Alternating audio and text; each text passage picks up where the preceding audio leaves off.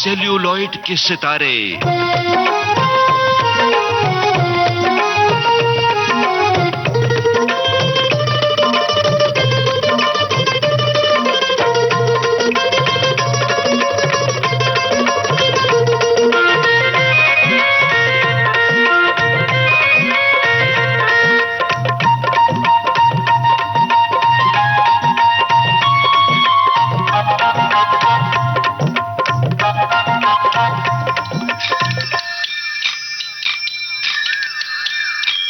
बीते हफ्ते हमने आपकी मुलाकात करवाई थी एक युगल से। जी हां, ये हैं जाने माने अभिनेता यशपाल शर्मा और उनकी पत्नी प्रतिभा शर्मा। इनसे बातचीत ममता सिंह ने की थी और बातें अधूरी रह गई थीं। तो चलिए इन बातों को आगे बढ़ाते हैं इस बातचीत के इस दूसरे और आखिरी भाग में। दोस्तों नमस्कार, मैं हूं आपकी रेडियो सखी ममता सिंह। आज विविध भारती के स्टूडियो में एक मशहूर कलाकार जोड़ी की आमद है। वो हैं मशहूर अभिनेता यशपाल शर्मा जी और उनके साथ हैं उनकी शरीके हयात प्रतिभा शर्मा जी। यशपाल जी नमस्कार, प्रतिभा जी नमस्कार। नमस्कार। शुक्रिया। श्याम बेनेगल साहब के साथ प्रतिभा जी आपने कुछ फिल्में की हैं, हरी भरी। यशपाल ने भी की है। हाँ, मैंने हरी भरी की थी। तो आप अपनी यादें साझा कीजिए, श्याम बाबू के साथ काम का अपना अनुभव साझा कीजिए। मुझे याद है जब उन्होंने मुझे बुलाया था पहले, मतलब वो रोल बिल्कुल छोटा सा रोल था, लेकिन उन्होंने मुझे उस तरह से समझाया और उस तरह से उसको एक्सप्लेन किया कि जैसे कि वो मेन रोल है फिल्म का। जी जी जी। ये उनकी खासियत थी। तो हर एक एक्टर को ना वो इस तरह से ही करते थे कि जैसे कि उस एक्टर का ये रोल जो है वो इतना इम्पोर्टेंट और इतना मेन रोल है इस फिल्म का कि मतलब बस इस एक्टर के बिना ये फिल्म नहीं हो सकती। जी बिल्कुल, एक पाठशाला के रूप में जाने जाते हैं श्याम बाबू। यस। तो आपको क्या कुछ मिला उनसे, क्या पाया सीखने के लिए कुछ? मतलब बहुत सहज इंसान थे, बहुत ही सहज। अपना ऐसे नहीं कि मतलब एक डायरेक्टर का वो कोई चोला पहन के वो काम करते थे, बहुत ही आम लोगों में बैठना उठना और बहुत सहज थे वो जी। और वो ऐसे सहज लोगों के साथ काम करते करते आप भी खुद इतने सहज हो जाते हो। बिल्कुल। अब बात सहजता की चली है और हम चलते हैं असहजता की ओर। यशपाल जी ने बचपन की बहुत सारी यादें साझा की जी। तो आप बताइए अपना बचपन, आपका बचपन कैसा था? हाँ, ऐसे ही हमारा वही हम भी खेलते थे वो सारी चीजें।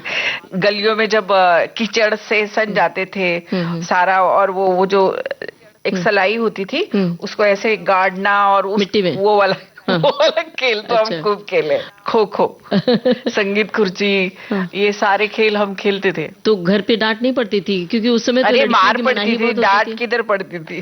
तो बताइए ना वो एक आध किस्सा किसी दिन दौड़ के खेल के आई हो और मार पड़ी हो।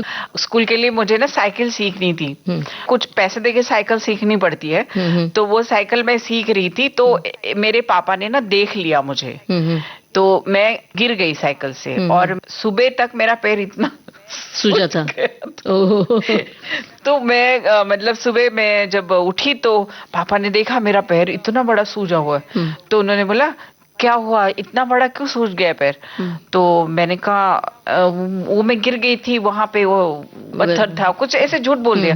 तो वो ना सीधे वो सूजे हुए पैर पे खड़े हो गए।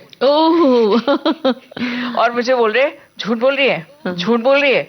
मतलब इतना, मतलब कि झूठ नहीं बोलना है। बिल्कुल बिल्कुल। इस तरह का नैतिकता बहुत सिखाई जाती थी। माँ बाप दोनों टीचर थे। अच्छा, मेरे तो कौन से गांव की बात है ये गांव के पास एक गांव है कासोदा, वहाँ गांव की बात है। तो अपने माता पिता से फिर वो नैतिकता की शिक्षा लेकर आई, अपने बच्चों को सिखाया, कितनी मुश्किल पड़ी? मोबाइल की जनरेशन है ये, यहाँ नहीं सिखाई जा सकती नैतिकता की बातें, लेकिन फिर भी कोशिश जारी रही मेरी उनको। मतलब जैसे मैं स्पिरिचुअल चीजों में थी तो मैं उनको लेके जाना वहाँ पे, मेडिटेशन, ये वो सारी चीजें थोड़ा मैंने दिया वो सब कुछ उनको। जी। तो कौन सा गाना यहाँ पर आना चाहिए? गुलजार साहब की जो वो फिल्म है मेरा कुछ सामान। तो सुनते हैं यही गाना। जी। मेरा कुछ सामान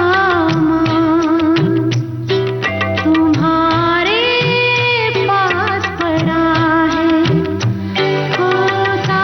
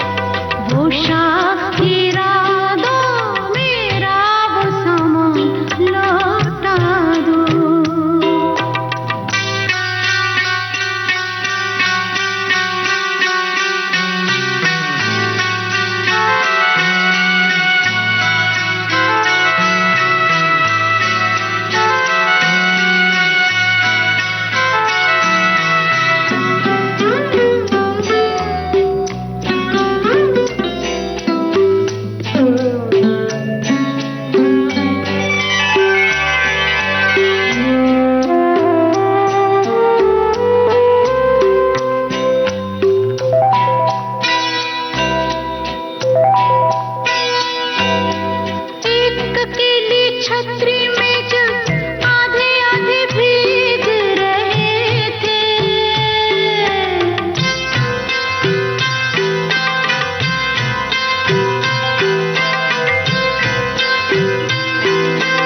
एक अकेली छतरी में जब आधे आधे भीग रहे थे, आधे सूखे आधे गीले, सूखा तो मैं ले आई थी। गीला मन शायद बिस्तर के पास पड़ा हो,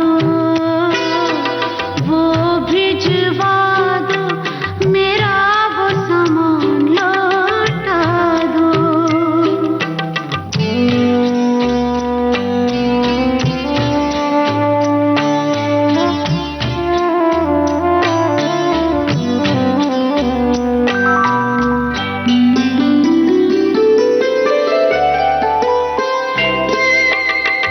एक सौ सोलह चांद की रातें तुम्हारे कांधे का तुम।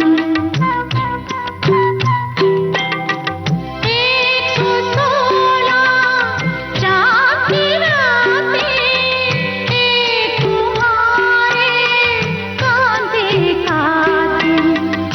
गीली मेहंदी की खुशबू, झूठ मूठ के शिकवे कुछ, झूठ मूठ के वादे भी सब याद करा दूं, सब भिजवा दो, मेरा वो सामान लौटा दो। सब भिजवा दो, मेरा वो सामान लौटा दो। एक इजाजत दे दो बस, जब इसको दफनाऊंगी, मैं भी वहीं सो जाऊंगी, मैं भी वहीं सो जाऊंगी। गाने के बाद फिर यशपाल जी की ओर चलते मेरा हैं। कुछ सामान गाने में एक लाइन है, 116 चांद की रातें वो लौटा दो। तो गुलजार साहब के 4 नाटक मैंने किए हैं लिखे जी, हुए, जी। तो वो हमारे साथ रहते थे, इसलिए बहुत करीब रहे। तो लखनऊ में शो था उर्दू एकेडमी में, तो उसके बाद डिस्कशन थी, तो एक शरारती तत्व किसी ने पूछा गुलजार साहब से कि सर वो जो गाना है इजाजत में मेरा कुछ सामान, उसमें एक लाइन है 116 चांद की रातें, सर वो 116 ही क्यों है? तो गुलजार साहब बोले कि बेटा वो 117 थी, मुझसे गलती हो गई। भाई इतना ठहाका हॉल के अंदर और इतने हंसी, क्या कमाल का सेंस ऑफ ह्यूमर है बाप रे जी गुलजार जी साहब का। ऊपर से जितने गंभीर दिखते हैं, हमने सुना है हाँ। गुलजार साहब काफी ह्यूमरस बातें भी करते हैं। अरे नहीं नहीं, भयंकर। बहुत अच्छा सेंस ऑफ ह्यूमर है उनका, हाँ। कमाल है। जी, आपकी बहुत सारे किरदार में कहीं बेबसी है, कहीं एक इंस्पेक्टर है बेबस है, कहीं लाचारी भी है, और कहीं नकारात्मक किरदार निभाया है, और कहीं कॉमेडी है। तो ये जो किरदार की विविधता है, इन सारे किरदार की विविधता को कैसे आप मेंटेन करते हैं, कैसे आप भीतर तक ले जाते हैं? कोई राज की बात बताइए, हमारे बहुत सारे श्रोता सीख रहे होंगे जो। नहीं देखिए, कई बार ना एक रिजिडिटी आ जाती है ना एक्टर के अंदर अगर, और वो बाहर की चीजें ग्रहण ना कर पाए तो फिर वो मोनोटोनस हो जाता है लाइफ, हर रोल में एक जैसा दिखता है। जी। तो रिजिडिटी नहीं आनी चाहिए। आपको एक पात्र की तरह, घड़ा एक पात्र है जैसे, खाली रहना बहुत जरूरी है। सरेंडर करना, मतलब आपके कोई कैरेक्टर आए तो आप अपने आप को, यशपाल को सरेंडर कर दो थोड़ी देर, जितना हो सकता है कोशिश करना चाहिए। वैसे तो नहीं हो पाएगा पूरा तो, क्योंकि यशपाल के बॉडी है, आवाज है, हाव भाव है, इतने साल हो गए, उसकी कुछ आदतें हैं, वो तो रहेंगी, लेकिन स्क्रिप्ट बता देती है कि आपको क्या करना है। जी। तो इसीलिए जो कहानी है और स्क्रिप्ट है वो सबसे ज्यादा महत्वपूर्ण होनी चाहिए किसी भी आर्टिस्ट के लिए, किसी भी डायरेक्टर के लिए, किसी भी कैमरामैन के लिए, ना कि कोई स्टार।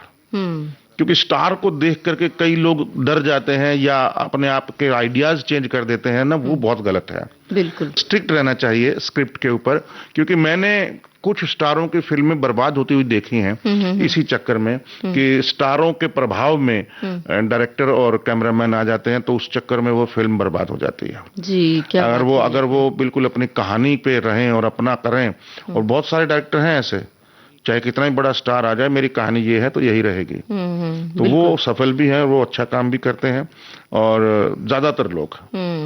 तो ये विविधताएं जो हैं कैरेक्टर्स की, ये स्क्रिप्ट देती है।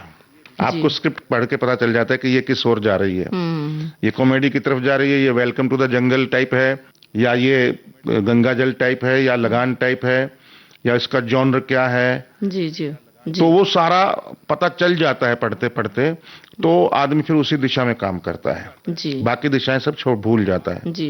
वेलकम टू दी जंगल का जिक्र किया, तो ये इसके बारे में जरा बताइए हमारे श्रोताओं को। मल्टी स्टारर फिल्म है, इसमें अक्षय कुमार, सुनील शेट्टी, परेश रावल, राजपाल यादव और हाँ जैकी श्रॉफ और फरीदा जलाल, जैकलिन फर्नांडिस, दिशा पटानी और रवीना टंडन और मुकेश तिवारी और कीकू शारदा, कृष्णा अभिषेक और दलेर मेहंदी, और बाप रे बहुत लोग हैं इसमें। राजपाल राकेश देशमुख हैं। आपकी कैसी हमारी भूमिका हमें भी नहीं पता अभी तक, वो देखने के बाद ही पता लगेगा क्योंकि सच में कुछ नहीं पता, क्योंकि ये फिल्म ही ऐसी बनी है। मैं देखना चाहता हूँ क्योंकि ये फिल्म कैसी बनी है, क्योंकि इसमें ना कोई कहानी जैसा कुछ हमको नहीं सुनाया गया। बस हमको खड़े हो जाओ, यहाँ पे ये करना है, ये मूव करना है, ये बोलना है, ये बोलना है, हमने बोल दिया, बस खत्म। अच्छा। और इसमें ऐसा कुछ करेक्टराइजेशन नहीं है, ऐसा कुछ नहीं है, बस धमाका है और धमाकेदार फिल्म है। और अक्षय कुमार ने फिर से एक बार वर्सटाइलिटी की है, एक्टिंग बड़ी वैरायटी है उसकी एक्टिंग में, और बड़ा अच्छा मुझे सुनील शेट्टी के साथ भी, इनके साथ एक नया अच्छा काम करने को मिला काफी देर तक, परेश रावल जी के साथ, बड़े सीनियर एक्टर हैं, तो बड़ा अच्छा लगा। और ये 26 जून को रिलीज है। अहमद खान डायरेक्टर हैं इसके, और वेलकम 2 तो आ चुकी हैं, एक और 2, तो ये वेलकम 3 है मान लो, वेलकम टू द जंगल। जी। अब आपकी उन फिल्मों का हम जिक्र करते हैं जो काफी चर्चित हैं और जिसमें आपने एक खास तरह की भूमिका निभाई है, वो है अब तक 56, जिसमें आप इम्तियाज सिद्दीकी सब इंस्पेक्टर। मेरी सबसे फेवरेट फिल्म है। क्या बात है, प्रतिभा जी की फेवरेट फिल्म। और फिल्म धूप है, इंस्पेक्टर राम सिंह मलिक बने हैं। आजा नचले, इंस्पेक्टर साहिब। टशन में एसीपी कुलदीप सिंह बने हैं आप। वेल्डन अब्बा में पुलिस कांस्टेबल बने हैं। और इतनी बार पुलिस की, ये आपने सारी पुलिस वाली उठा ली फिल्म। हाँ बिल्कुल, तो हम वही आ रहे हैं। हम ये नहीं जानना चाहते कि वो पुलिस की भूमिका निभाई तो कैसे मिली, ये नहीं। हम तो ये जानना चाहते हैं कि ये पुलिस की भूमिका हर फिल्मों में क्यों चुना गया, एक बात। दूसरी बात कि इसके लिए आपको कितनी तैयारी करनी पड़ी। तो सारी फिल्मों में तो नहीं, वेल्डन अब्बा, धूप वगैरह में तो ज्यादा तैयारी नहीं करनी पड़ी, क्योंकि it was very easy for me. लेकिन हाँ, अब तक 56 और एक कालकूट है वेब सीरीज, उसमें जो विजय वर्मा के साथ मैं पुलिस में हूँ, वो पूरी पुलिस की ही कहानी है एक्चुअली। तो इन फिल्मों में मुझे बहुत काम किया मैंने, मतलब काफी मेहनत करनी पड़ी। और क्योंकि ये करेक्टराइजेशन था, उसमें नाना पाटेकर थे सामने, तो आप अपने आप को बहुत बुढ़ा चढ़ा करके ओवर करोगे तो फेल हो जाओगे। इसलिए उसमें मैंने बहुत सब्ज्यू करके किया, कोशिश की मैंने पूरी फिल्म के अंदर कि मैं बहुत लाउड ना हूं और जेन्युइन रहूं जितना हूं, और उसमें मैं सक्सेसफुल भी हुआ।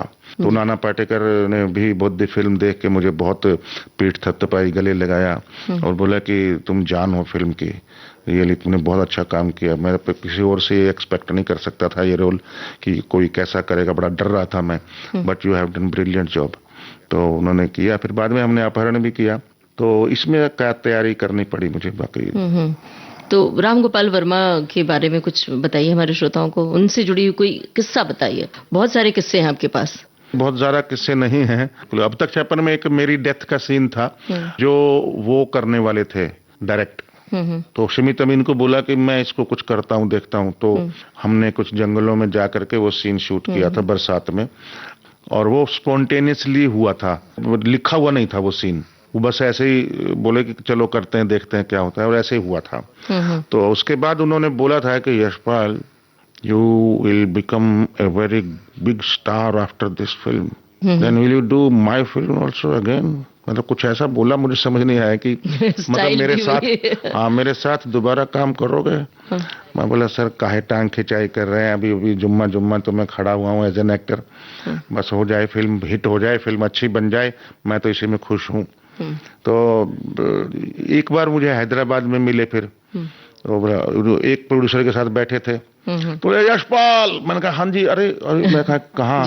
बुलाया उन्होंने, एक 5 स्टार कोई होटल था, उसी में बैठे थे हम, तो वो नीचे बैठे थे, तो मैं क्रॉस कर रहा था, तो उन्होंने बुलाया producer, meet him, he is the biggest producer of this industry, Telugu industry.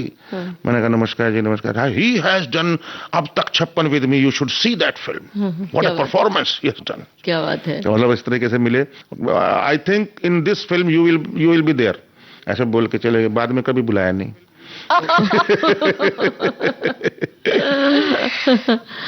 क्या बात है। अब यहाँ पर एक गाना होना चाहिए, बताइए कौन सा गाना सुनाए? याद है तुमको तूने कहा था तुझसे नहीं रूठेंगे, क्या कौन सा गाना है, बिगिनिंग क्या है इसकी? क्या हुआ तेरा वादा, वो कसम, वो इरादा, भूलेगा दिल जिस दिन तुम्हें, वो दिन जिंदगी का आखिरी दिन होगा। क्या हुआ तेरा वादा, वो कसम, वो इरादा।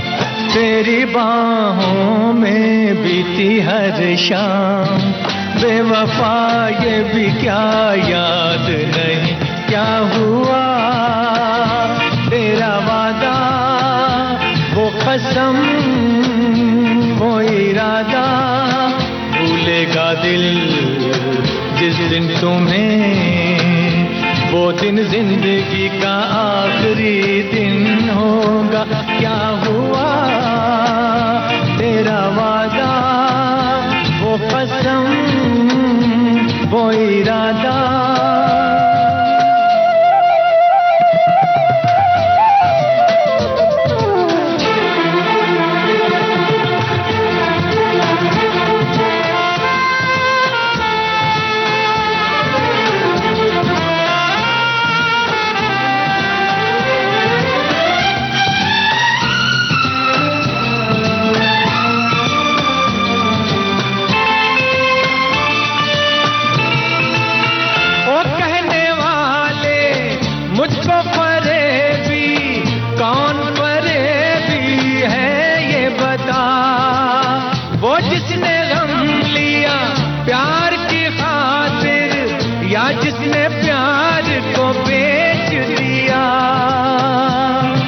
नशा दौलत का ऐसा भी क्या कि तुझे कुछ भी याद नहीं, क्या हुआ तेरा वादा, तेरा वादा, वो कसम, वो इरादा। क्या बात है, बहुत बढ़िया गुनगुनाया प्रतिभा जी आपने। ये बताइए क्या हुआ तेरा वादा, कभी कोई वादा तोड़ा है यशपाल जी ने आपका? इन्होंने मेरा बहुत बार दिल तोड़ा है। बताइए ना कुछ अंदर की बातें, क्योंकि हमारे श्रोता उत्सुक है सुनने के लिए। हाँ, 6 महीने शूटिंग चलती थी और मैं इधर अकेली रहती थी। बहुत अगर ये बोल रही है कि बहुत बार दिल तोड़ा है, तो फिर वो गाना हो जाए एक दिल के टुकड़े हजार ज्यादा पुराना हुए, गाना है वो। कोई यहाँ गिरा कोई, अरे लेकिन गाना कमाल है ये। हाँ। नहीं, अच्छा चलिए ये बताइए हमें, यशपाल जी की कौन सी बात आपको नापसंद है? अब वैसे तो कोई ऐसी बात नहीं है पर्टिकुलर कि मुझे ये ना पसंद है। जिस व्यक्ति को आप पसंद करते हो तो उसको सिरे से लेके पैर वो तो तक पसंद पसंद करते तो हो। शादी के पहले होता है, शादी के कुछ साल तक, उसके बाद तो शिकायतें शुरू हो जाती हैं हर पति नहीं पत्नी वो में। लड़ाई वड़ाई तो हमारी आज भी चलती रहती है, ऐसा कुछ नहीं है।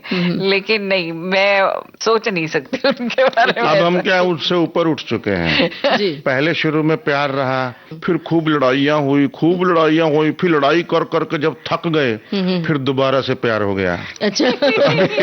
अभी हम वो वाली स्थिति में चल रहे हैं। एक आध लड़ाई वाला किस्सा बता दीजिए ताकि लोगों को इंस्पिरेशन मिले कि इतने झगड़े के बाद फिर वापस प्यार होता है। अरे हम लड़ते हैं तो सुबह उठते गुड मॉर्निंग बोलते हैं, भूल चुके होते हैं कल क्या हुआ था। अच्छा, कभी ऐसा हुआ ही नहीं कि हम उसको लेकर के जिंदगी भर गांठ बांध करके चलें, नहीं तो जी नहीं पाएंगे, रिश्ते खत्म हो जाते हैं ऐसे। सब लोगों के लिए है ये बात, हमारे लिए ही नहीं।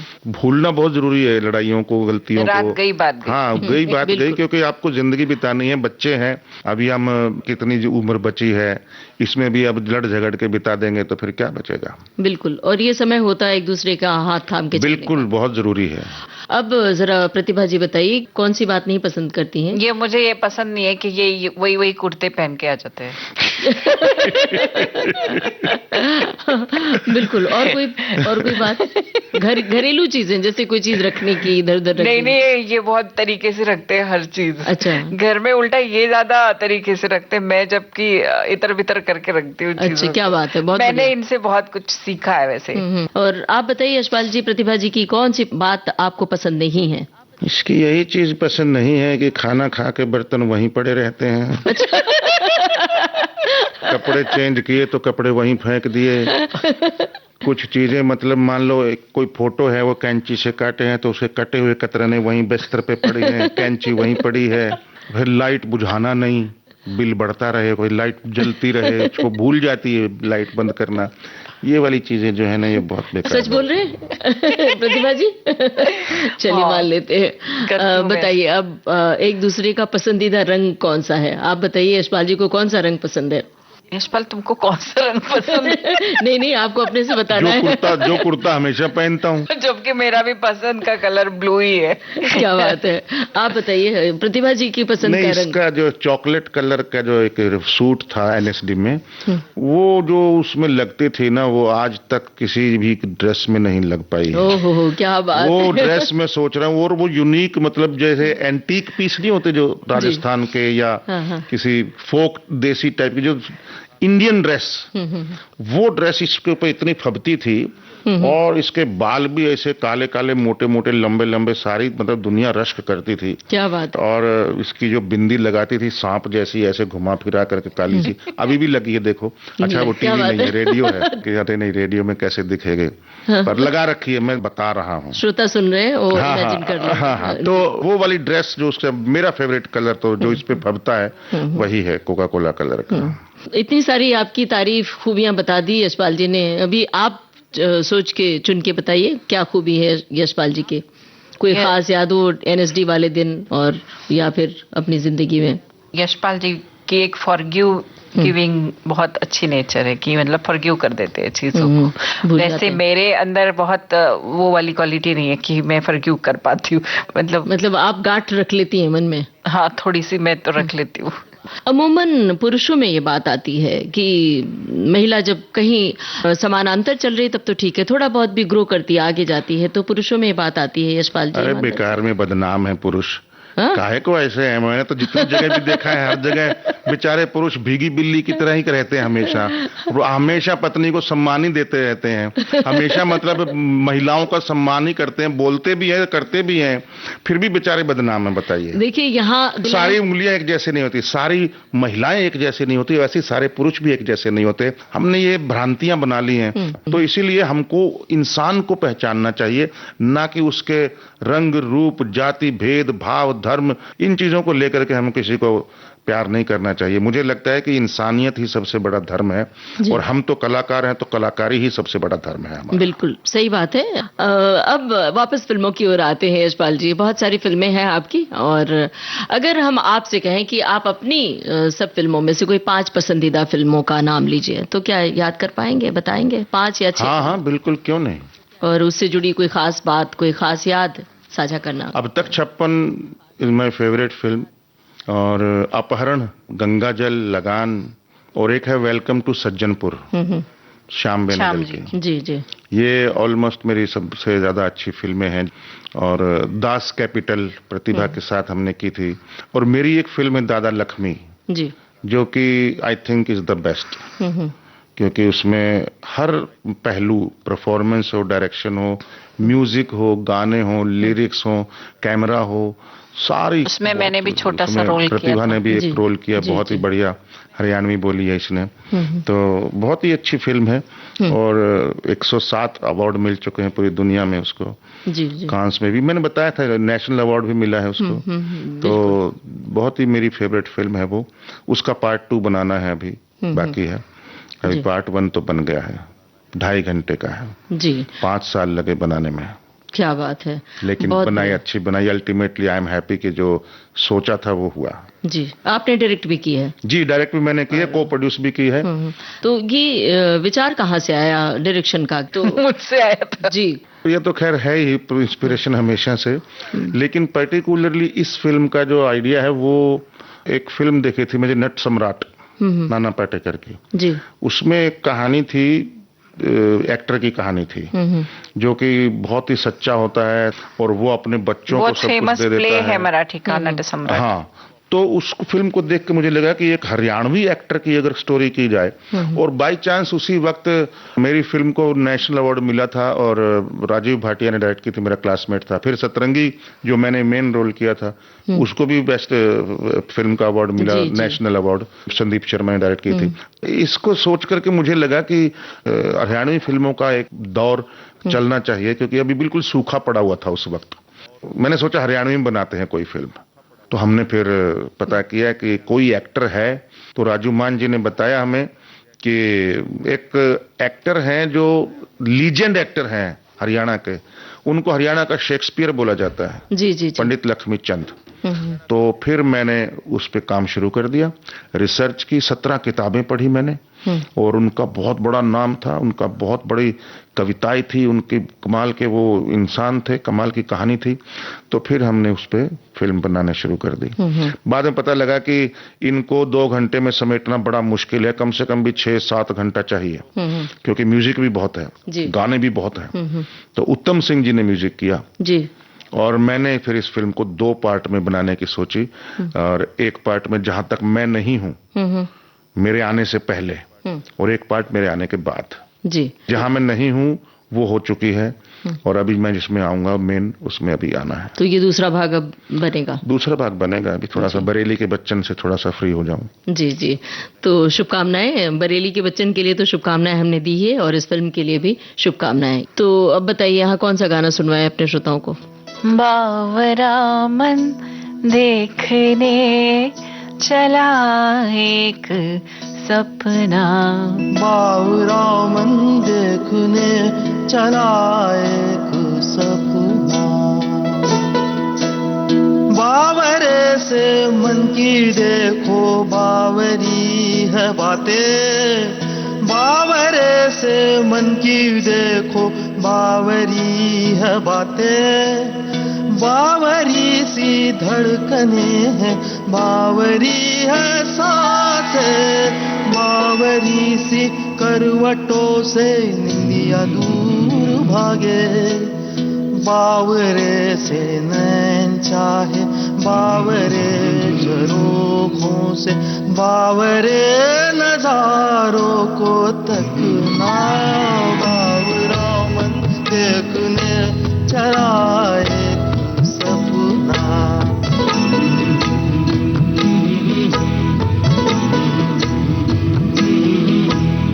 बावरे से इस जहां में बावरा एक साथ हो, इस सयानी भीड़ में बस हाथों में तेरा हाथ हो, बावरी सी धुन हो कोई, बावरा एक राग हो, ओ बावरी सी धुन हो कोई, बावरा एक राग हो।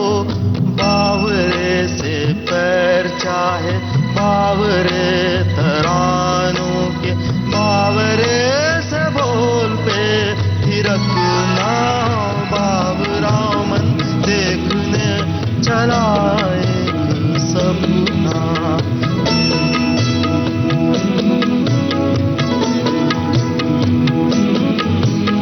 बावरा सा हो अंधेरा, बावरी खामोशियां,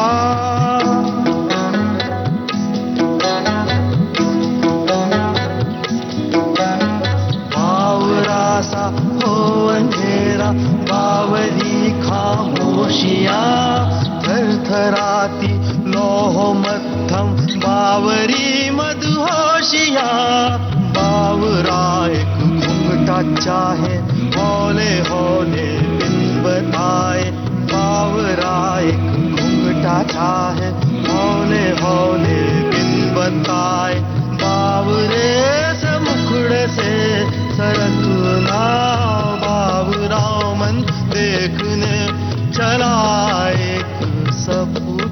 राउडी राठौड़ में एक आपने किरदार निभाया है, उस किरदार के बारे में बताइए। राउडी राठौड़ में मेरा कैरेक्टर इंस्पेक्टर का था, जो कि पॉजिटिव था और मजबूर इंस्पेक्टर था, जिसकी वाइफ को ये उठा के ले जाते हैं गुंडे लोग और विलेन लोग, और जिसमें मैं मजबूर हूं, मैं कुछ कर नहीं सकता क्योंकि वहां की पुलिस, शहर की सब सारा सिस्टम बेकार हुआ पड़ा है। तो ये बात जब नया नया इंस्पेक्टर आता है अक्षय कुमार, उसको पता चलती है, तो फिर वो जाकर के सबको मारता पीटता है और वही वाइफ को छुड़ा के लाता है और फिर वो सिस्टम को चेंज करता है धीरे धीरे। इस टाइप की कहानी है कुछ ये। तो बड़ा अच्छा लगा, मजेदार था। और कर्नाटका में एक जगह है जो बहुत मंदिर है, जहां उसकी जगह पे शूटिंग हुई थी इसकी, और बहुत ही कमाल की लोकेशन थी। अगर आप देखें उसमें पहाड़, बड़े बड़े पत्थर, और ये लोकेशन बहुत कमाल की थी, इसलिए वो वहां पे शूटिंग की गई थी। तो वहां गए थे शूट करने, अच्छा रहा। यशपाल जी, फिल्म फेस्टिवल के बारे में बताइए। आप लोग फिल्म फेस्टिवल आयोजित करते हैं? जी हाँ, प्रतिभा उसकी फाउंडर मेंबर है, मैं भी उसका फाउंडर मेंबर हूँ। और बॉलीवुड इंटरनेशनल फिल्म फेस्टिवल नाम से होता है, अभी 7वां साल चल रहा है। और हम हर साल करते हैं, पूरी दुनिया से फिल्में मंगवाते हैं, फिल्म फ्रीवे के जरिए या ऐसे डायरेक्ट भी। तो उसमें शॉर्ट फिल्में, डॉक्यूमेंट्री, फीचर फिल्में और गाने, वीडियो सॉन्ग्स और AI फिल्में भी इस बार ऐड किया है। तो इस तरीके स्टूडेंट फिल्म, मोबाइल फिल्म, ये सारे कैटेगरी होती हैं। तो पूरी दुनिया से फिल्में आती हैं, तकरीबन 300 के आसपास फिल्में आ जाती हैं टोटल, जिसको हम देख करके सिलेक्ट करते हैं, उसमें से तकरीबन 100 के आसपास। फिर वो 100 फिल्में हम नेशनल अवार्ड विनर डायरेक्टरों को देते हैं, जूरी फिल्म मेकर्स को, जूरी को, कि आप फीचर फिल्म का रिजल्ट दीजिए, आप शॉर्ट फिल्म्स का रिजल्ट दीजिए, आप लॉन्ग शॉर्ट फिल्म का रिजल्ट दीजिए, आप डॉक्यूमेंट्री का। इस तरीके से हम देते हैं और वो फिर रिजल्ट देते हैं। फिर जो वो रिजल्ट देते हैं वो हम अनाउंस करते हैं और 3 दिन का फेस्टिवल रखते हैं, 2 या 3 दिन का। अब 3 दिन का हो गया है। तो वेदाकुंबा में, बॉम्बे में हर दिसंबर को हर साल तो होता है फेस्टिवल, और उसमें फिर हम सम्मानित करते हैं, लोगों को बुलाते हैं, अवार्ड देते हैं, और कुछ सेलिब्रिटी भी बुलाते हैं, जैसे मुकेश छाबड़ा आ गए क्लास के लिए, रघुवीर यादव आ गए, और अनुभव सिन्हा की फिल्म दिखाई थी इस बार, ओपनिंग फिल्म। तो इस तरीके से लोग आते रहते हैं, दिखते हैं। जी जी, बात अनुभव जी की चलिए। अनुभव जी से कोई आपकी मित्रता या उनसे मुलाकात का लम्हा याद यहाँ पे साझा करेंगे आप? नहीं, ये मैंने किया था ना, वेब सीरीज नेटफ्लिक्स पे है, IC, वो जो हवाई हाईजैक हुआ था हवाई जहाज। जी। हाँ, उसमें मैंने काम किया था, एक छोटा सा, बढ़िया अच्छा रोल था, छोटा सा। और एकमात्र व्यक्ति था जो उस आतंकवादी को थप्पड़ मारता है। तो उसका रोल था मेरा। बिल्कुल। मैंने बोला आपके साथ तो मैं कुछ भी कर सकता हूँ, मतलब कोई भी रोल हो, मुझे कोई दिक्कत नहीं है। तो उन्होंने बोला शुरू में, बेटा छोटा सा रोल है यार, देखो कहीं तुमको ऐसा ना लगे। बोले नहीं कुछ नहीं लगेगा, लेकिन रोल इतना अच्छा था कि मैंने कहा ये तो बहुत बढ़िया। मेरे को देख के लोगों ने सराहा कि यार क्या सॉलिड रोल किया तूने। 2 या 3 सीन है मेरे, लेकिन जो भी है कमाल के मतलब तुमने कर दिया है जी। सब, ऐसी सिचुएशन पे है वो सीन। तो मैंने कहा चलो, तो अनुभव सिन्हा का मैं फैन रहा हूं, प्रतिभा भी, हम दोनों उनकी फिल्मों के, क्योंकि उनकी सारी फिल्में किसी न किसी मुद्दे पे होती हैं जी, जी। और बड़ा अच्छा वो करते हैं। तो इसीलिए प्रतिभा ने ही सलाह दी थी कि अनुभव सिन्हा को बुलाओ ना, उनकी फिल्म दिखाते हैं। तो फिर थप्पड़ फिल्म दिखाई थी हमने, और ओपनिंग फिल्म, और बेहतरीन फिल्म थी थप्पड़। जी जी, तो उसमें फिर हम मिले थे। जी। प्रतिभा जी, आपसे जानना चाहेंगे, फिल्म फेस्टिवल का आयोजन होता है आप दोनों के माध्यम से और आप भी फाउंडर हैं, तो आप अपना अनुभव साझा कीजिए। यशपाल जी ने अपना अनुभव साझा किया है और आप बताइए इसके बारे में, आपका क्या अनुभव होता है कि एक बड़े फलक पर ये काम कर रही हैं और अमूमन ये काम महिलाओं के खाते में कम ही आता है। हाँ, तो कैसा एक्सपीरियंस होता है इतनी सारी फिल्मों को अपने पास बुलाना और एक मुखिया की तरह करना? एक्चुअली ये मैं और मेरा एडिटर, हमारी फिल्म आमो आका एक से, ये मैंने काफी साल लगे थे मुझे इस फिल्म को बनाने में। तो वो हम लेकर फिल्म फेस्टिवल में गए थे एक बार नासिक में, तो इतना मिसमैनेजमेंट वहां था, और दादा साहब फाल्के के नाम से वो फेस्टिवल करते हैं, और इतना मिसमैनेजमेंट और ये था। तो फिर मुझे, वो मेरा एडिटर था उस, प्रतिभा जी आप तो ऐसे 10 फिल्म फेस्टिवल कर सकते हो। क्या बात है। तो मैंने कहा चलो फिर करते हैं, है ना। तो वो बात आई गई हो गई थी, और फिर मैं एक फिल्म लिख रही थी, उसके बीच में मुझे मेरी एक असिस्टेंट थी, वो मुझे कह रही थी कि आप क्यों नहीं करते कोई फिल्म फेस्टिवल, आपको करना चाहिए। तो मैंने कहा हाँ, ये बात मुझे काफी 2-4 लोग अभी तक कह गए हैं, तो मुझे लगता है कि कहीं ना कहीं ये इशारा है। तो मैंने सोचा कि फिर चलते हैं, करते हैं। शुरू किया हमने, और टाइटल भी बिल्कुल आसानी से मिल गया हमें, बॉलीवुड इंटरनेशनल फिल्म फेस्टिवल, जबकि मुझे लग रहा था नहीं मिलेगा, क्योंकि बहुत सारे लोग ऑलरेडी ले चुके होंगे, या कहीं तो ये होगा टाइटल रजिस्टर्ड। पर अनुमन ऐसा हो गया कि हमें बिल्कुल आसानी से मिल गया, और बहुत खुश हुए हम लोग कि चलो, ये टाइटल का ही तो मेन खेल होता है ना फिल्म फेस्टिवल में। जी। तो वो सब कुछ मतलब हम कर रहे थे, और फिल्म फ्री वैसे भी फिल्में आ रही थी, और पहले ईयर में हमें 250 फिल्में मिली। जी जी। और जबकि वो कोरोना का पीरियड था, लॉकडाउन था जी, लॉकडाउन था, और कहीं आप कर नहीं सकते थे। ऑनलाइन हमने फिल्म फेस्टिवल किया था। पहले 2 साल हमने ऑनलाइन किया, तो भी हमें इतना ह्यूज रिस्पांस ऑनलाइन में भी रहा। और अब वेदा कुनुमा में ऑफ कोर्स अब तो फिजिकली करते ही तो बहुत बढ़िया है। और जो भी हमें लगता है श्रोता सुन रहे होंगे वो इसमें शामिल होना चाहेंगे तो शामिल भी हो सकते हैं, बिल्कुल होना ही चाहिए। और प्रतिभा जी, बहुत सारी शॉर्ट फिल्मों का निर्देशन आपने किया है, जिसमें यशपाल जी भी। यशपाल जी मेरे प्रोड्यूसर है। अच्छा, वो प्रोड्यूसर है। तो उनको डायरेक्ट करने का मौका नहीं मिला आपको? नहीं, कभी नहीं मिला। नहीं, हालांकि वो चाहते हैं, कभी मुझे बोलने भी थे, तो मुझे सोच के कोई स्क्रिप्ट नहीं लिखते ना। कोई रोल दे दो हमें भी, ऐसा बोला।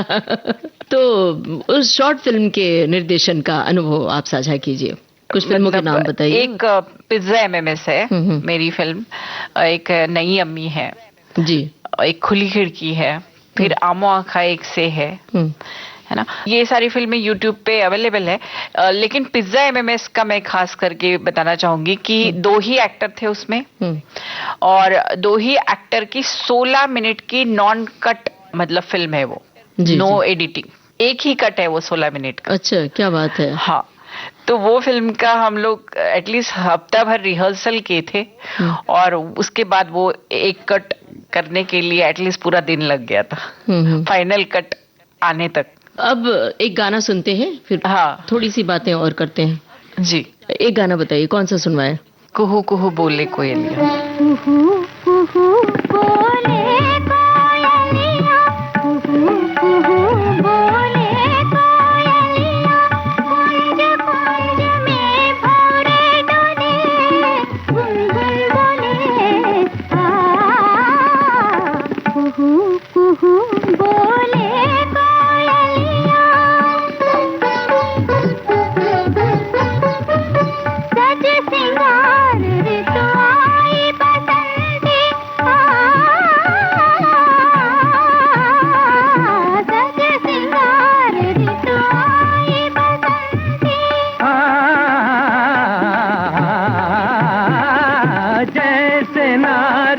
कोई हो रसवंती। गम गम धनि सा धनि धनि सारे सारे सारे सारे धनि नि धनि नि धनि मद ग मद ग मद रे गम धनि। जैसे नार कोई हो रसवंती, डाली डाली डालियों को तितलियां चूमे, फूल फूल पंखड़ियां खोले, अमृत घोले। बोले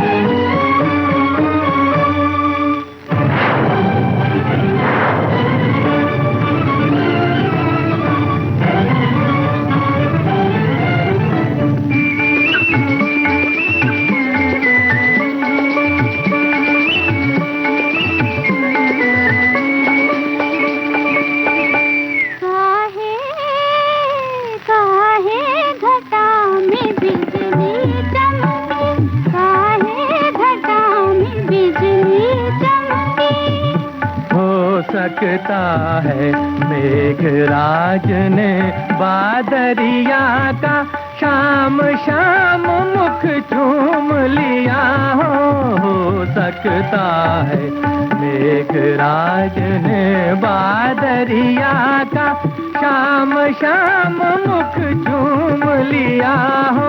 चोरी चोरी मन पंछी उड़े, नैना जुड़े।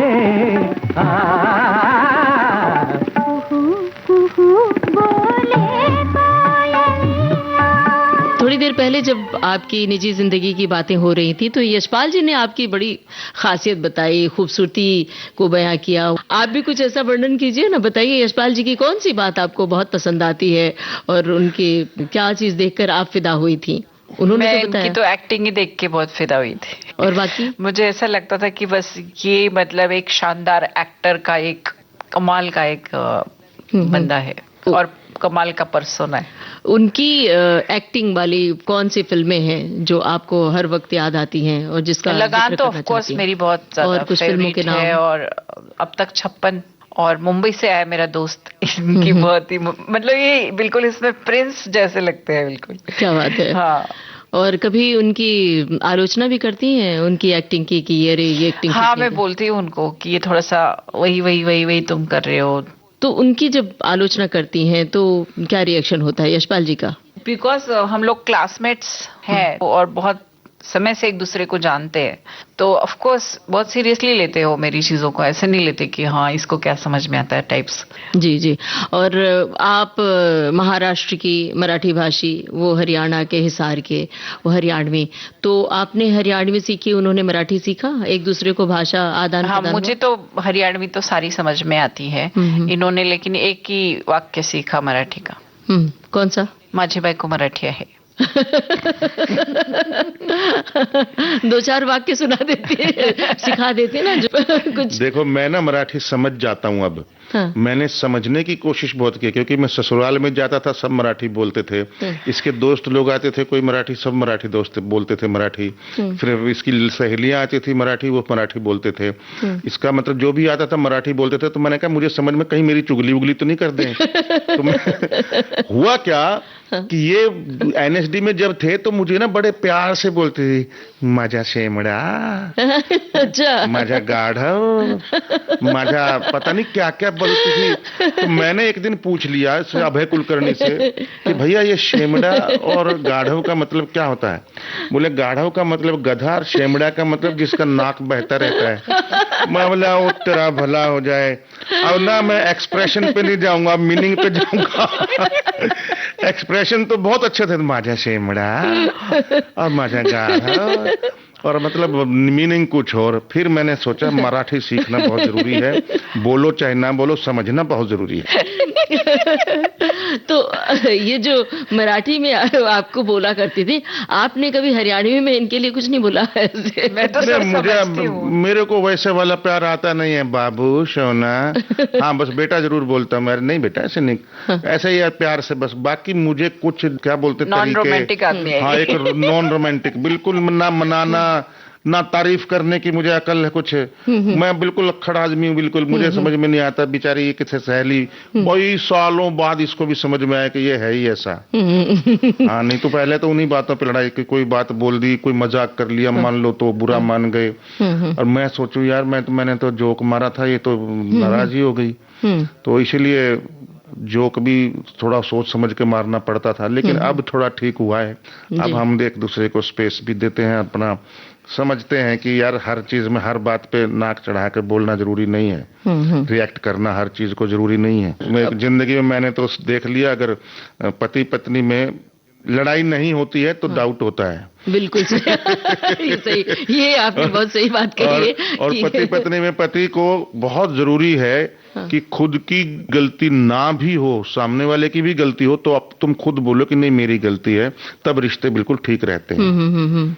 मैंने वो सीख लिया है। तो इसलिए जब ये भी गलती करती है तो मैं अपना नहीं मेरी गलती है मैं बोलता हूँ, तो हम सुधर रहे, बिल्कुल सच है प्रतिभा जी। ऐसा कभी कुछ होता नहीं कि आपकी गलती हो और ये मानते हैं कि हमारी गलती है। नहीं, इतने भी शरीफ नहीं है। ये तो बहुत अच्छा हुआ कि दोनों लोग एक साथ आए और ये दोनों की पोल खुल रही है। नहीं तो पता चलता है कि अच्छी अच्छी बातें यशपाल जी बता जाते हैं और फिर हम भ्रम में रह जाते हैं। तो बहरहाल यहाँ पर एक ऐसा गाना होना चाहिए, आप दोनों साथ में गाएं एक दूसरे के लिए। कभी विवाह के बाद या विवाह से पहले एक दूसरे के लिए गुनगुनाया होगा, जाहिर सी बात है। हाँ। तो ये रातें, ये मौसम, नदी का किनारा, ये चंचल हवा, कहा दो दिलों ने कि मिलकर कभी हम न होंगे जुदा। ये रातें, ये मौसम, नदी का किनारा, ये चंचल हवा।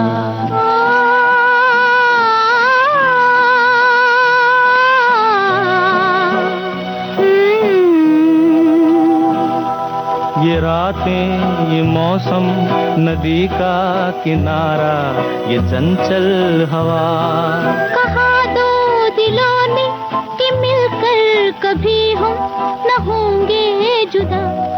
ये रातें, ये मौसम, नदी का किनारा, ये चंचल हवा।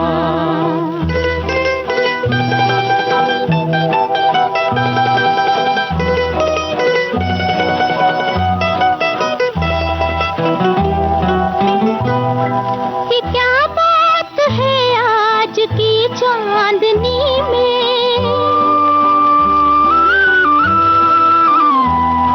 ये क्या बात है आज की चांदनी में कि हम खो गए प्यार की रागनी में। ये बाहों में बाहें, ये बहकी निगाहें, लो आने लगा जिंदगी का मजा। ये रातें, ये मौसम, नदी का किनारा, ये चंचल हवा।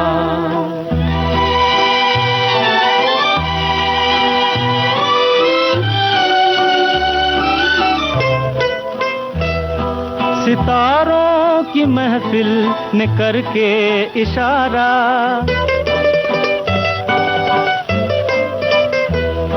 सितारों की महफिल ने करके इशारा, कहा अब तो सारा जहां है तुम्हारा।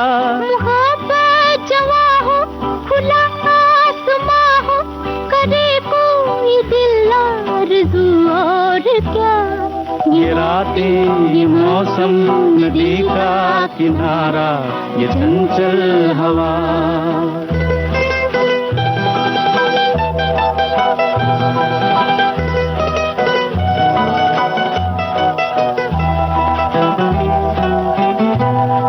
कसम है तुम्हें तुम अगर मुझसे रूठे,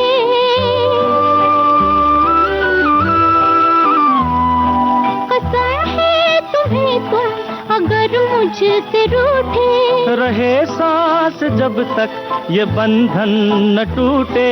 तुम्हें दिल दिया है, ये वादा किया है, सनम मैं तुम्हारी रहूंगी सदा। ये रातें, ये मौसम, नदी का किनारा, ये चंचल हवा, कहा दो दिलों ने कि मिलकर कभी हम न होंगे जुदा। ये रातें, ये मौसम, नदी का किनारा, ये चंचल हवा। क्या बात है भाई, बहुत बढ़िया। सचमुच बातें इतनी दिलचस्प हो रही हैं, हमारा तो दिल कर रहा है कि और बातें करती जाऊं, लेकिन अब कुछ चीजें छोटी छोटी जानना चाह रहे हैं कि गाना एक साथ गाते हैं, फिल्मों में आप दोनों एक दूसरे के साथ काम करते हैं। आप हरियाणा के, ये महाराष्ट्र जलगांव के गांव के पास। खान पान का कल्चर तो काफी थोड़ा सा अलग है। हरियाणा में बहुत सारा दूध, मट्ठा, दही, तो वो खान पान का मेल जरा बताइए, दोनों लोग बताइए अपने अपने स्वाद और अपने पसंद। मैं तो बोलता रहता हूँ भाई ये बना दो, जो मेरा मतलब देसी कढ़ी चावल हो गया, या वहाँ का राजमा चावल हो गया, या आलू गोभी की सब्जी होगी पंजाबी स्टाइल में। लेकिन अभी मैंने क्या है कि अभी मैं मराठी खाना भी सारा, क्योंकि दिल्ली में ही इसने जब रिपेट्री में थे तो मराठी खाना बनाती थी, हम साथ रहते थे जब, तो मेरी आदत पड़ गई थी और मैं उसका कायल हो गया था। क्योंकि मैं सबसे पूरी रिपेट्री में सबसे अच्छा खाना इसी का होता था और सब लोग यही वेट करते थे कि आज प्रतिभा क्या बना के लाएगी। क्या बात है। और हमारा ही खाना हमारा ही नसीब में नहीं होता था, बाकी सब थोड़ा थोड़ा देख खा जाते थे। तो आपको हरियाणवी खाना बनाना आता है? हाँ बिल्कुल बनाना आता है। बना के खिलाया आपने प्रतिभा जी को? हाँ बिल्कुल, कई बार खिलाया है। सच है प्रतिभा जी? अच्छा, खिलाते हैं। जी जी। तो चलिए, ये स्पष्ट हो गई कि दो तरफा बातें हो रही। आप हरियाणा की कुछ बातें और बताइए यशपाल जी। पिताजी की, माँ की, आपने बताया था कि बहुत शरारतें बताई थी, वैसी कोई बात है तो चलते चलते बताइए हमारे श्रोता। नहीं, बस ये तो बड़ा एक अजीब सा माहौल था, जो कि एक मुझे ड्रीम की तरह लगता है अब, क्योंकि वो जो वैल्यू थी ना चीजों की उस वक्त, वो जैसे हमने पूरे परिवार ने पैसे इकट्ठे किए, तकरीबन 750 रुपए इकट्ठे किए। मेरी मदर स्वेटर बुनती थी, सिलाई करती थी कपड़े, और बड़ा भाई जो है वो एक लेमन की बोतलें सप्लाई करता था इधर रिक्शा पे। तो इकट्ठा कर करके हमने तकरीबन 750 रुपए इकट्ठे किए और साइकिल, अरे वाह क्या बात है, आनी थी उस दिन। और मेरे बड़े भैया साइकिल लेने गए थे और हम पूरा परिवार, क्योंकि 6 भाई बहन थे उस वक्त, और सब लोग पहले मैं चलाऊंगा, पहले मैं चलाऊंगी, पहले मैं चलाऊंगा, और अंदर बाहर कभी इधर कभी उधर, थोड़ा सा बैठे फिर उठ जाए, मतलब इतनी बेचैनी कि कब आएगी साइकिल। फिर वहां से दूर से साइकिल आती दिखाई दी, गली में 20 मकान थे, हमारा बीच में था, उस उधर से 10 मकान उधर से साइकिल आती दिखाई दी गली में। भैया आए चलाते चलाते, हरे रंग की हीरो साइकिल, और फिर जैसे ही आए हमने जकड़ ली और फिर एक एक करके कैंची फैंची चला चलू के, इतना मजेदार दिन था वो कि मैं बता नहीं सकता। कट्टू बॉम्बे में गाड़ी खरीदनी थी, पहली गाड़ी थी Hyundai एक्सेंट, और ड्राइवर हमने पहले ही रख लिया था, क्योंकि वो एक टैक्सी वाले से बात की थी तो उसने ड्राइवर दे दिया था, यूपी का घनश्याम। तो उस घनश्याम को हमने भेजा और उसके मोबाइल पे हमने फोटो मांगी कि हमको फोटो दिखाओ कौन कौन सी गाड़ी है। तो गाड़ी के कलर दिखाए उसने, मैंने कहा ये वाली लेनी है, और फिर ले आए और फिर पेमेंट हो गई। मेरे दिमाग में, दिल में बिल्कुल भी हमारे एक्साइटमेंट नहीं था गाड़ी खरीदने का। तो ये थी वैल्यू, एक चीज, पैसे की वैल्यू, चीजों की वैल्यू। आज लाखों रुपए की चीजें आ जाती हैं, कोई मतलब वैल्यू ही नहीं रहती, बच्चों में खासकर। जी बिल्कुल। आजकल के हम तो एक खिलौना बहुत कीमती हुआ करता था। हम तो 20-20 पैसे, 10-10 पैसे कैसे संभाल के खर्चते थे, क्या क्या आ जाता था उन दिनों। आज तो लाखों रुपए अभी बच्चे खर्च देते हैं तो पता नहीं चलता। चलते चलते हमारे तमाम श्रोताओं से, बहुत सारे श्रोता जो हैं एक्टिंग की फील्ड में आना चाहते हैं, मुंबई आना चाहते हैं, आपके हरियाणा से, हिसार से और देश के तमाम जगहों से आना चाहते हैं। मैं तो सबको यही कहना चाहूंगा कि ऑडिशन देते हो या कहीं भी कुछ जाते हो, कोई भी नाटक करते हो, कोई भी कहीं भी कुछ करते हो, तो कभी भी दिखावा मत करो। हम दिखाते बहुत हैं, देखो देखो मैं हंस रहा हूं, देखो देखो मैं कितना अच्छा हूं, देखो देखो मैं कैसी एक्टिंग कर रहा हूं, देखो मैं रो रहा हूं। देखो नहीं, दिखाओ, रोवो, हंसो, अपने आप पता चल जाएगा लोगों को। और दूसरा, आपके अंदर बहुत सारी कैपेसिटी होती है, कैपेबिलिटी होती है जो आपको पता नहीं होता। जैसे हनुमान के अंदर थी, जामवंत ने याद दिलाया था कि तुम्हारे अंदर ये क्वालिटीज हैं, तुम उड़ सकते हो, इतने योजन पार कर सकते। तो वो चीजें आपके अंदर हैं। आप ऐसा कोई साथी, ऐसा कोई गुरु होना चाहिए जो आपको सही दिशा दे, क्योंकि हम अपनी पोटेंशियलिटी का 30% ही यूज करते हैं मैक्सिमम, बाकी सारी अंदर दबी रहती हैं और हम यूज ही नहीं करते उसका। कुछ इनहिबिशन होती है, कुछ डर होते हैं, कुछ खौफ या कुछ शर्म लड़कियों में खास करके हम खुल करके अपने आप को नहीं कर पाते इजहार। जी तो बिल्कुल। मुझे लगता है कि वो चीजें आपको करनी चाहिए और आप खुल करके करेंगे और दिल से करेंगे, अंदर से करेंगे, आप रोएंगे वाकई में तो दुनिया को पता चल जाएगा कि आप रो रहे हैं, और आप हंसेंगे तो पता चल जाएगा कि आप हंस रहे हैं, खुश हैं तो खुशी पता चल जाएगी। तो इसीलिए उसको दिखाने की बजाय होना चाहिए, बी देयर। जी बिल्कुल। करो मत, हो जाओ। बिल्कुल। प्रतिभा जी, आप ये बताइए हमें कि कोई ऐसी तमन्ना है, कोई ऐसा सपना है जो अधूरा रह गया जिसे पूरा करना चाहती हैं? महिलाओं के साथ अक्सर होता है, बहुत सारे ख्वाब देखे जाते हैं लेकिन अधूरे रह जाते हैं। कई बार परिस्थितियां नहीं साथ देती हैं, कई बार परिवार, तो ऐसे कभी कोई नौबत आई है समझौते की? नहीं, मुझे ऐसा लगता है कि लड़कियों को ना शादी पहले नहीं कर लेनी चाहिए, पहले करियर कर लेना चाहिए, फिर शादी करनी चाहिए। मैं सभी लड़कियों के लिए बोल रही हूँ कि जो भी लड़कियां अगर इस फील्ड में आना चाहती है, अगर उनको कुछ लाइफ में कुछ करना है तो पहले खुद करियर कर लो, उसके बाद शादी के बारे में सोचो। बिल्कुल। और हमारे वक्त तो ऐसा वक्त था, तो परिस्थितियां भी ऐसी थी, वो पॉसिबल नहीं हो पाया। पर आजकल अगर कोई लड़की अगर इस फील्ड में आती है और इस फील्ड में अपना काम करना चाहती है, करियर बनाना चाहती है, तो सबसे पहले अपना मुकाम हासिल करो और उसके बाद शादी के बारे में सोचो। बिल्कुल सही बात है। और एक लाइन गुनगुनाइए दोनों लोग। बस यहाँ पे हम अब एक हैप्पी नोट पर खत्म कर रहे हैं प्रोग्राम। कि हम तुम चोरी से बंधे एक डोरी से, जइयो कहाँ से हुजूर। क्या बात है। यशपाल जी और प्रतिभा जी, आप दोनों का बहुत बहुत शुक्रिया। नमस्कार। नमस्कार Mamata ji, thank you so much, so nice interview, thank you so much everybody. बहुत स्वीट, बहुत प्यारी यादें आपके साथ हमने साझा की, बहुत बहुत शुक्रिया आपका। बहुत शुक्रिया। ये थी जाने माने अभिनेता यशपाल शर्मा और उनकी पत्नी प्रतिभा शर्मा से ममता सिंह की बातचीत। आज आपने सुना दूसरा और अंतिम भाग। रिकॉर्डिंग इंजीनियर भावना सिंदल, संपादन सहयोग झरना सोलंकी, प्रस्तुतकर्ता अनुश्री पाठक।